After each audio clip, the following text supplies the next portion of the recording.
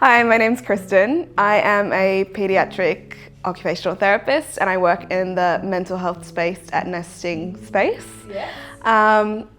I got into OT, let me think, oh my gosh.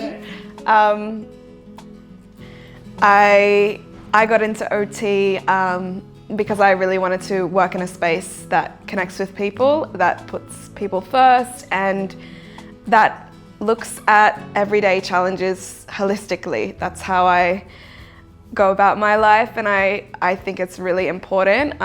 Sometimes there's gaps in the medical field or in different areas where we just look at the sole problem or the symptoms of things, or we don't dive really deep into the roots of things. And I find with OT, we really look at the whole picture and the person and the environment, and that's something I really value.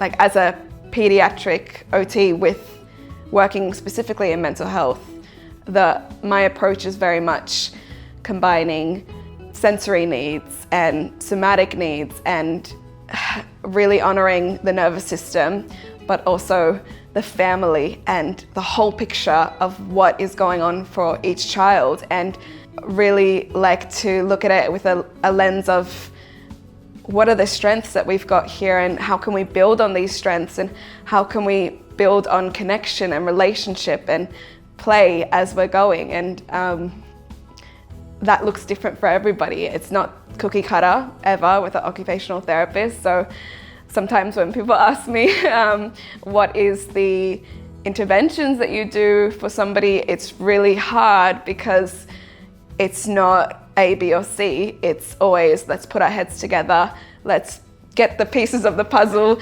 and be detectives and figure out what is going on for each child and what's important to them and what's meaningful to them.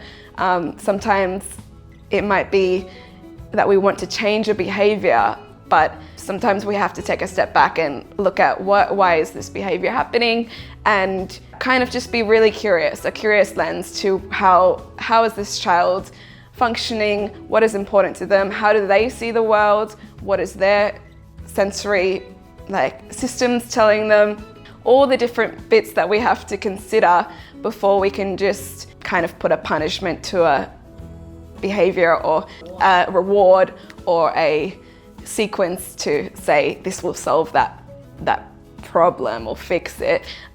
Yeah, sometimes we have to look a lot deeper into what is going on for each child and then work around it in ways that we're being really connection-based, really relationship-based, really putting that child and their needs and what's important to them first. And just really approaching it with a trauma-sensitive lens and considering family and culture and all the different bits that are really, really important and should be honored always.